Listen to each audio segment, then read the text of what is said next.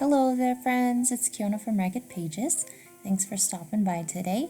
I have a brand new baby album to share with you today, and this one is primarily orange. I made it from a altered book, and then I put a bunch of charms on the side here, which I'll show you closer. My style here was inspired by Johanna Klo with her threads that she did on a couple journals back. So this one I used a bunch of brightly colored beads that kind of complemented orange. I've got some little cars on here, some smiley faces, little bright orange beads. That cute little blue car is super cute. I've got some orange uniquely shaped beads at the bottom and some itty bitty black ones, and they're all just kind of blending together and hanging down. And I used some different colored threads on there, like I said, hung from a little eyelet there at the top. Then I bound it with some orange and white string on there, and that just matched perfectly color-wise. The whole thing is painted with acrylic paint, and then I used an embossing gold around all the corners and on the stenciled front. You can see there, it's all the raised portions have some gold on them. And then the whole thing is sealed with a couple different coats. So everything on there is safe. Then I have this lion that I put some magnets on there, and they're just the little kinds you buy, in a pack. And so I ended up super gluing that onto both the book and the lion, which it works great now. But I thought that would be a fun little touch for a little boy who wants to look through his baby album, and then he has something fun to kind of play with and take on and off, and it's kind of an interactive part of the book. So anyway, we'll get on into the inside. I used a lot of ephemera from a scrapbook baby album kit for little boys.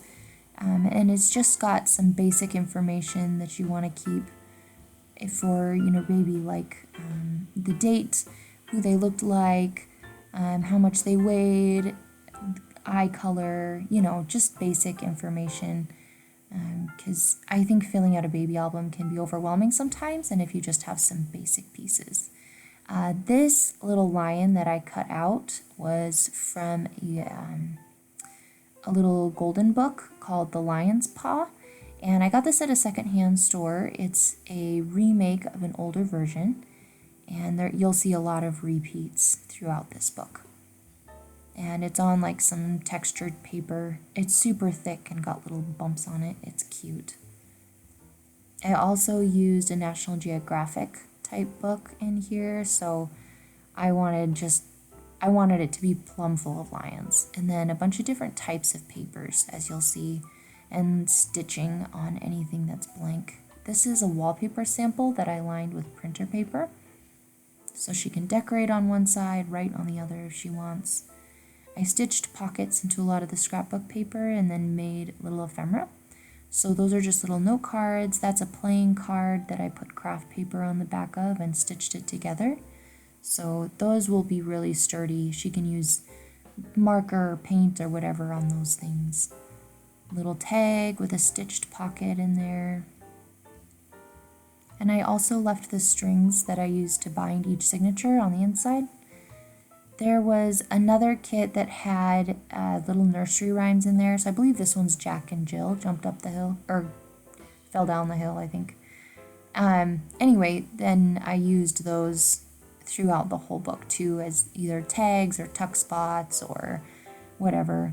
Anyway, so there's a little tag in there, more scrapbook paper, and the other side of that wallpaper and stuff kind of work as an envelope. There's another lioness and her cub stitched on there, more of that grid paper. I think that's Peter, pumpkin eater. More ephemera in there, and this yellow is a construction paper. So you can see I used all different types in here. There's another book page from The Lion's Paw, and that just will be kind of a secret tuck spot in there. There's another playing card. There's 3 different types of playing cards in this book throughout the whole thing. Another tuck spot. That little lion was originally biting his mom, and I just cut out the little cub. This part is something new that I tried. This is a little photo sleeve for a standard 3x4 photo, and you can stick the whole photo in there. I stitched the bottom, as I showed you before, and then I taped just one side down, so you can still use the full inside portion, and then you can put 2 photos in there if you want to do front and back, or you can write on the back, and it'll all be secret. There's another one just stitched all the way on there. This lioness has 3 cubs with her in this photo, and the mother, my sister-in-law, has 3 little boys. So I thought that fit well. This lion was just so darn cute. He had to be in there. So she can leave him where he is or stick a photo there.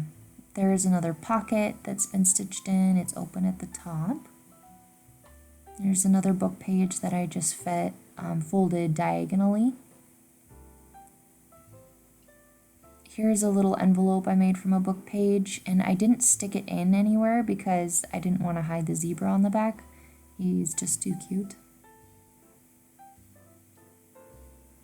There's a Valentine that just kind of went with the color scheme, so I stuck it in there. This is a whole piece of scrapbook paper I folded over, and I wanted to do a large pocket. Another photo sleeve in there.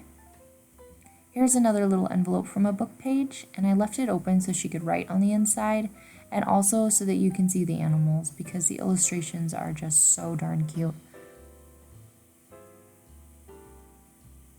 Here's the other side of that pocket. A cute line she can use as a tuck spot there. And again, it's just stitched on, and I left a lot of the extra threads in here. Another photo sleeve, and then that book page on there.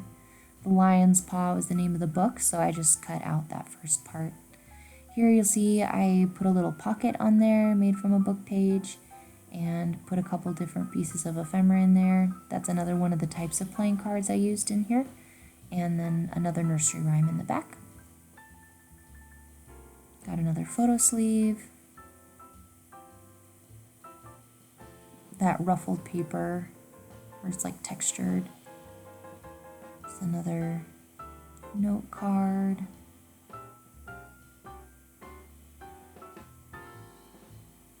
Little bits of ephemera. All of that is just handmade. And then the last page of the book is where the mouse saves the lion by pulling out the thorn. So super cute. I thought it was fitting to put it at the back of the book. And then just the last little bits and pieces in here. The back has a tag and then a little note card for writing memories on and stuff. And then a pocket that's just a little larger than the one in the front of the book. And a couple more pieces of just really cute baby album stuff. I did put a second pocket on here where you can see the love. Oh, and the little lion cub. I just stitched a couple different colored pieces of paper together and a playing card so she can have places to write. Anyway, this is the whole baby album. I am excited to be giving it to her. By the time you guys are watching this, she will already have it. But thanks for stopping by. Hope you're doing well, and I'll talk to you later.